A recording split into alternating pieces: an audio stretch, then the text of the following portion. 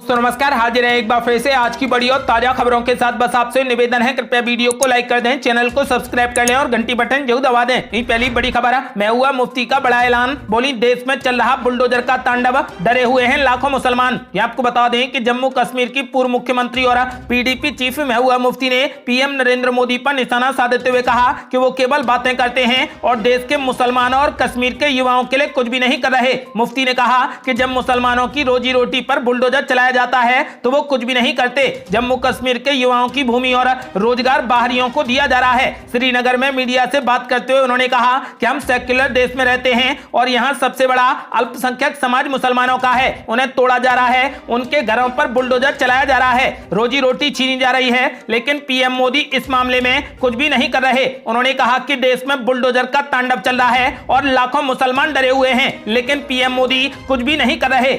और बड़ी खबर, यूपी में OBC छात्रों को फ्री में मिलेगी प्रतियोगी परीक्षाओं की कोचिंग, योगी सरकार खोलेगी प्रशिक्षण अकादमी। ये आपको बता दें कि उत्तर प्रदेश में योगी सरकार अन्य पिछड़े वर्ग यानी OBC के युवाओं को प्रतियोगी परीक्षाओं की तैयारी करने के लिए निःशुल्क कोचिंग की सुविधा मुहैया कराने हेतु प्रशिक्षण अकादमी खोलेगी। इसके तहत सरकार अगले 2 साल में डिजिटल प्रशिक्षण अकादमी भी शुरू कर देगी। मुख्यमंत्री कार्यालय की ओर से एक बयान में बताया गया कि प्रदेश सरकार ने कल्याणकारी योजनाओं के माध्यम से आर्थिक और सामाजिक रूप से निर्बल वर्ग के युवाओं को शैक्षणिक और आर्थिक स्तर पर आगे बढ़ाने की कोशिशों के तहत ये पहल की है। आपको बता दें कि मुख्यमंत्री योगी आदित्यनाथ ने ऐलान कर दिया है कि यूपी में OBC छात्रों को फ्री में प्रतियोगी परीक्षाओं की कोचिंग दी जाएगी। और बड़ी खबर, अखिलेश यादव को सिर्फ जख्म नहीं बल्कि नमक भी छिड़क रहे आजम खान, सीतापुर जेल से 24 घंटे में दिया डबल झटका। ये आपको बता दें कि समाजवादी पार्टी के दिग्गज नेता आजम खान ने शिवपाल यादव के बाद अब सीतापुर जेल में कांग्रेस नेता आचार्य प्रमोद कृष्णन से मुलाकात की है। ये मुलाकात इसलिए अहम है क्योंकि एक दिन पहले ही आजम खान ने स्वास्थ्य कारणों का हवाला देकर अखिलेश यादव की ओर से भेजे गए नेताओं से मिलने से साफ इनकार कर दिया था। अब कांग्रेस नेता से मुलाकात करके आजम खान ने सीतापुर जेल से अखिलेश यादव को 24 घंटे के भीतर डबल झटका दिया है। इसे अखिलेश यादव के लिए स्पष्ट संदेश माना जा रहा है। अटकलें हैं कि आजम खान जल्द ही शिवपाल यादव के साथ में किसी नए मोर्चे का ऐलान कर सकते हैं। आजम खान के करीबियों की ओर से अखिलेश यादव पर उनके नेता की अनदेखी करने और उपेक्षा करने का आरोप लगाए जाने के बाद यूपी की सियासत एक बार फिर दिग्गज मुस्लिम नेता के इर्द गिर्द घूमने लगी है। पहले बगावत का झंडा लेकर चल रहे शिवपाल यादव ने आजम खान से सीतापुर जेल में जाकर मुलाकात की, तो इसके बाद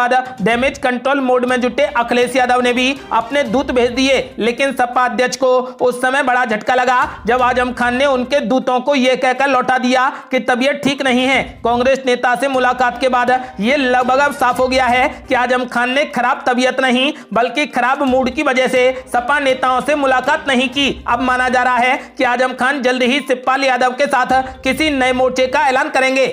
और ये बड़ी खबर, अब आजम खान के लिए लड़ने को तैयार हुए अखिलेश यादव, जमानत कराने को लेकर किया बड़ा ऐलान। ये आपको बता दें कि समाजवादी पार्टी के अध्यक्ष अखिलेश यादव ने आजम खान के मसले पर चुप्पी तोड़ते हुए कहा कि सपा उनके साथ है। उन्होंने कहा कि आजम खान की जमानत कराने के लिए हम लोग प्रयास कर रहे हैं, उनके लिए कानूनी लड़ाई लड़ी जाएगी। अखिलेश यादव ने पत्रकारों से बातचीत में ये बात कही। उन्होंने सपा नेता रविदास मेहरोत्रा के नेतृत्व में प्रतिनिधि मंडल को आजम खान से मिलने सीतापुर जेल भेजा था, लेकिन आजम खान ने उनसे मिलने से साफ इनकार कर दिया। इस बाबत अखिलेश यादव ने कहा कि मुझे इस संबंध में कोई भी जानकारी नहीं है। हाल ही में शिवपाल यादव आजम खान से मुलाकात कर चुके हैं। उन्होंने पत्रकारों से बातचीत में यह भी कहा था कि अगर मुलायम सिंह यादव और अखिलेश यादव चाह लेते तो आजम खान की अब तक जमानत हो जाती। इस मुलाकात पर पूछे गए सवाल पर सपा अध्यक्ष ने कहा कि मुझे नहीं मालूम उनसे मिलने कौन गया, इस बाबत मुझे कोई जानकारी नहीं है, लेकिन आजम खान के लिए सपा कानूनी लड़ाई लड़ेगी। और ये बड़ी खबर, योगी सरकार कोरोना में अनाथ हुए बच्चों को देगी फ्री राशन, सभी DM को दिए गए निर्देश। ये आपको बता दें कि कोरोना संक्रमण काल में माता पिता को खोने वाले बच्चों को अब सरकार की ओर से मुफ्त खाद्यान्न मुहैया कराया जाएगा। जिला प्रशासन ने जिला पूर्ति अधिकारी के लिए ऐसे बच्चों के राशन कार्ड बनाने के निर्देश दिए हैं। 2020-21 में कोरोना संक्रमण के दौरान सबसे अधिक जनहानि हुई है। कई ऐसे परिवार भी हैं जहाँ पति पत्नी दोनों की ही मृत्यु हो गई। मुख्यमंत्री योगी आदित्यनाथ ने ऐसे बच्चों की परवरिश पुलिस के लिए सरकार द्वारा जिम्मेदारी लेने के निर्देश दिए हैं। प्रदेश सरकार ने ऐसे अनाथ बच्चों के लिए फ्री राशन मुहैया कराने का ऐलान किया है। सभी जिलों के डीएम को निर्देश दिए गए हैं वो अपने अपने जिले में ऐसे अनाथ बच्चों को खोजें जिन्होंने अपने माता पिता को कोरोना काल में खो दिया। ऐसे बच्चों के प्राथमिकता के आधार पर राशन कार्ड बनाए जाएं। उन बच्चों को हर महीने कोटेदार के माध्यम से फ्री राशन पहुंचाया जाए। अगली बड़ी खबर, यूपी में शांति से अजान और जय हनुमान। जौनपुर में मंदिर मस्जिद से उतारे गए लाउड स्पीकर।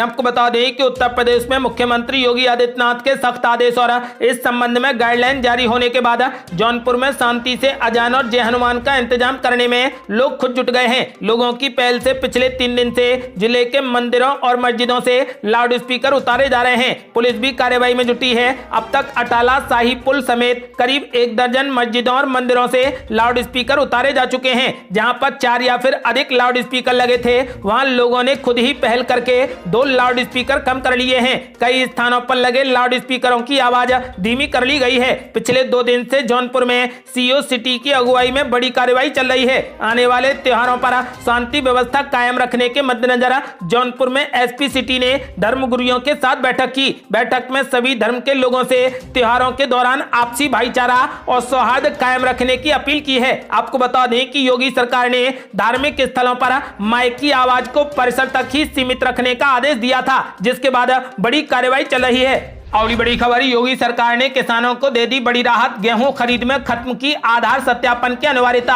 आपको बता दें कि गेहूं खरीद से पहले किसानों के आधार सत्यापन की अनिवार्यता को अब समाप्त कर दिया गया है। यानी गेहूं बेचने के दौरान किसानों के ई-पॉप मशीन पर अंगूठे के मिलान में कोई भी दिक्कत नहीं आएगी, लेकिन किसानों को अपने बैंक खाते से आधार लिंक कराना ही होगा। यही नहीं, बैंक के जरिए NPCI यानी national payment corporation of India portal से भी खाते को लिंक कराना होगा। ऐसा नहीं किया तो गेहूं का पेमेंट खाते में नहीं जाएगा।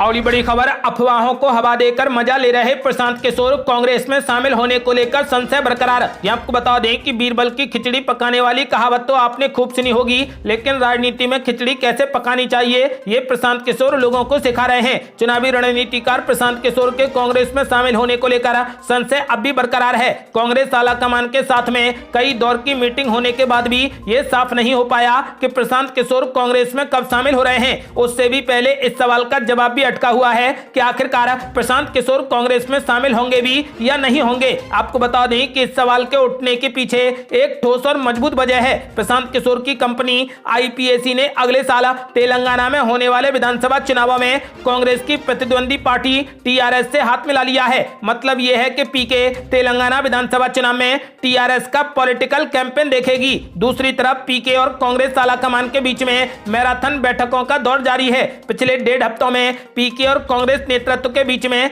कई राउंड की बैठक हो चुकी है। हर बार जब भी PK सोनिया गांधी से मिलने जाते हैं तब खबर आती है कि PK कांग्रेस में शामिल होने वाले हैं। PK ना तो सार्वजनिक तौर पर इस बात को स्वीकार कर रहे हैं, ना ही अस्वीकार कर रहे हैं। मतलब यह है कि प्रशांत किशोर भी अफवाहों को हवा देकर मीडिया में बने रहने का मजा ले रहे हैं। अगली बड़ी खबर, पंजाब में भी लागू होगा दिल्ली वाला फॉर्मूला। भगवंत मान ने केजरीवाल के साथ किया स्कूल और मोहल्ला क्लिनिक का दौरा। आपको बता दें कि पंजाब के मुख्यमंत्री भगवंत मान ने यह ऐलान किया कि उनकी सरकार पंजाब में भी दिल्ली का शिक्षा मॉडल लागू करेगी, जहां सभी आर्थिक पृष्ठभूमि के छात्रों को गुणवत्तापूर्ण शिक्षा मिलेगी। मान अपने वरिष्ठ अधिकारियों के साथ दिल्ली के 2 दिवसीय दौरे पर हैं। उन्होंने दिल्ली मॉडल को समझने और पंजाब में इसे लागू करने के लिए राजधानी के स्वास्थ्य संस्थानों और स्कूलों का दौरा किया। दिल्ली के मुख्यमंत्री केजरीवाल और उप मुख्यमंत्री मनीष सिसोदिया के साथ भगवंत मान दिल्ली के चिराग एनक्लेव स्थित एक सरकारी स्कूल भी पहुंचे। मान ने कहा कि दिल्ली की शिक्षा प्रणाली में क्रांति की चर्चा पूरे देश में होती है। हम पंजाब में उसी मॉडल को लागू करेंगे। अगली बड़ी खबर, मिशन 2024 की तैयारियों में अभी से जुटी भाजपा, बना रही वीक बूथ कमेटी। आपको बता दें कि भाजपा ने 2024 के आम चुनावों के लिए बड़ी तैयारियां अभी से शुरू कर दी हैं। बूथ कमेटी और पन्ना प्रमुख तक बनाने वाली भाजपा ने अब वीक बूथ कमेटी बनाने का फैसला लिया है। इसके जरिए भाजपा देश भर में उन बूथों पर फोकस करेगी जहां भाजपा अब तक कमजोर रही है। भाजपा के राष्ट्रीय उपाध्यक्ष दिलीप घोष ने कहा कि भाजपा ने वीक बूथ कमेटियों के गठन का फैसला लिया है। देश भर में इन कमेटियों में जिसमें 4 कार्यकर्ताओं को शामिल किया जाएगा। इन कमेटियों का उद्देश्य ये होगा कि भाजपा जिन बूथों पर कमजोर है वहां भी उसकी ताकत को बढ़ाया जाए। उन्होंने कहा कि 2024 के आम चुनाव से पहले हम इस पर फोकस कर रहे हैं। दिलीप घोष ने कहा कि 2024 के आम चुनाव आने वाले हैं, संगठन में जो भी कमियां दिखती हैं उन्हें दूर किया जाएगा। मोदी सरकार तीसरी बार देश की सत्ता में आए, इसके लिए हमने काम करना शुरू कर दिया है। इसी विचार के तहत वीक बूथ कमेटियों के गठन का फैसला लिया गया है। अगली बड़ी खबर, मोदी सरकार के 8 साल पूरे होने पर होगा भव्य जश्न, तैयारियों में जुटी बीजेपी। आपको बता दें कि नरेंद्र मोदी सरकार के 8 साल पूरे होने पर भव्य जश्न होगा। भारतीय जनता पार्टी इसकी तैयारी कर रही है। बीजेपी राष्ट्रीय अध्यक्ष जेपी नड्डा ने केंद्रीय मंत्री अनुराग ठाकुर और बीजेपी के महासचिव अरुण सिंह के नेतृत्व में 12 नेताओं की टीम बना दी है। जिम्मेदार टीम इस जश्न को किस तरीके से और किस स्तर पर मनाना है उसका फैसला लेकर 5 मई तक केंद्रीय नेतृत्व को रिपोर्ट सौंपेगी। उसके बाद तय होगा कि मोदी सरकार के 8 साल के जश्न की रूपरेखा क्या होगी। आपको बता दें कि फिलहाल बीजेपी मोदी सरकार के 8 साल पूरे होने पर जश्न मनाने की तैयारी कर रही है।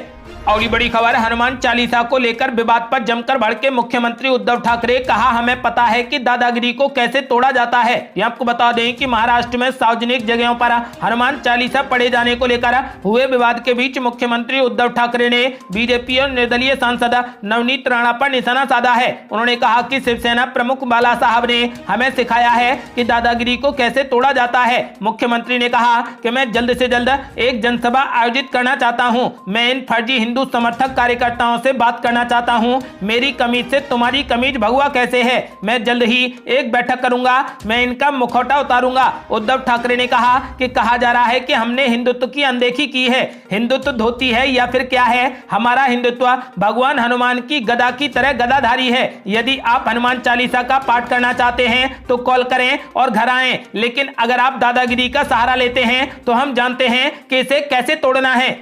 और बड़ी खबर, सांसद नवनीत राणा की दुर्व्यवहार वाली चिट्ठी के बाद लोकसभा सचिवालय हुआ सख्त। महाराष्ट्र सरकार ने 24 घंटे में मांगी रिपोर्ट। आपको बता दें कि महाराष्ट्र लाउड स्पीकर को लेकर मचे सियासी घमासान के बीच लोकसभा सचिवालय ने सांसद नवनीत राणा की शिकायत पर रिपोर्ट मांगी है। अमरावती से सांसद नवनीत राणा ने लोकसभा स्पीकर ओम बिरला को चिट्ठी लिखकर अपने साथ मुंबई के खार स्थित स्टेशन में दुर्व्यवहार की शिकायत की थी। सांसद नवनीत राणा ने 9 पॉइंट का एक मेल लोकसभा कार्यालय को किया था। यह मेल कल किया गया था और इस बारे में लोकसभा सचिवालय ने संज्ञान लेते हुए राज्य सरकार से इस बारे में 24 घंटे में जवाब देने के लिए कहा है। अगली बड़ी खबर, महाराष्ट्र में अभी चुनाव हुए तो क्या होंगे नतीजे? एनसीपी चीफ शरद पवार ने दिया जवाब, राष्ट्रपति शासन का भी किया जिक्र। आपको बता दें कि महाराष्ट्र की राजनीति में लगातार हलचल जारी है। अब हनुमान चालीसा को लेकर विवाद शुरू हो गया है जो थमने का नाम नहीं ले रहा। राज ठाकरे के बाद निर्दलीय विधायक नवनीत राणा ने इस मामले को हवा देने का काम किया। इसके बाद राजनीतिक घमासान शुरू हो गया। अब एनसीपी चीफ शरद पवार ने इस मामले को लेकर जवाब दिया है। महाराष्ट्र की सरकार में शामिल एनसीपी के मुखिया शरद पवार ने बीजेपी नेताओं के उस बयान का जिक्र किया जिसमें राष्ट्रपति शासन लगाए जाने की बात कही जा रही है। शरद पवार ने कहा कि राष्ट्रपति शासन लगाने की धमकी हमेशा से दी जाती है, लेकिन इसका नतीजा कुछ नहीं निकलता। अगर आगे चुनाव वाले हालात बनते हैं तो हाल ही में हुए कोल्हापुर उपचुनाव जैसे नतीजे देखने को मिलेंगे। शरद पवार ने आगे कहा कि पावर आती है और जाती है, इसमें किसी भी तरीके से बेचैन होने की जरूरत नहीं है। कुछ लोग बेचैन हो रहे हैं, मैं उन्हें गलत नहीं कह रहा हूं, क्योंकि पिछले विधानसभा चुनाव के दौरान दावा किया गया था कि हम दोबारा सत्ता में आ रहे हैं, लेकिन ऐसा नहीं हुआ, इसलिए अब ये लोग बेचैन हैं। बता दें कि इससे पहले केंद्रीय मंत्री नारायण राणे की तरफ से महाराष्ट्र में राष्ट्रपति शासन लगाने की बात कही गई थी। उसके बाद से मामला और ज्यादा गर्मा गया। महाराष्ट्र के गृह मंत्री दिलीप वालसे पाटिल ने आरोप लगाया कि यह बीजेपी की चाल है और वो राज्य में राष्ट्रपति शासन लगाने की साजिश रच रही है। अगली बड़ी खबर, यूपी में बिजली कटौती को लेकर मुख्यमंत्री योगी आदित्यनाथ ने दिए सख्त निर्देश, कहा जल्द हो समाधान। आपको बता दें कि यूपी के ग्रामीण इलाकों में बिजली कटौती की शिकायतों के बीच मुख्यमंत्री योगी आदित्यनाथ ने बिजली विभाग की बैठक ली। उन्होंने कहा कि जल्द से जल्द बिजली कटौती बंद हो, बढ़ती गर्मी के बीच जनता को किसी तरीके की कोई भी परेशानी न हो। उन्होंने आदेश दिया है कि जिस तरीके की व्यवस्था पहले थी ठीक वैसे ही होनी चाहिए। चेतावनी देते हुए योगी ने कहा कि अगर लोगों को परेशानी हुई तो फिर मुझे भी कार्रवाई करनी पड़ेगी। ये थी अब तक की बेहद बड़ी खबरें। यदि आप भी चाहते हैं कि भारत जल्द से जल्द कोविड मुक्त हो जाए तो इस वीडियो को लाइक कर अपनी राय हमें कमेंट बॉक्स में जरूर दें। यदि आपने अभी तक हमारे चैनल को सब्सक्राइब नहीं किया है तो कृपया चैनल को सब्सक्राइब कर घंटी बटन जरूर दबा दें। जल्दी मिलते हैं बड़ी अपडेट के साथ, तब तक के लिए जय हिंद, जय भारत।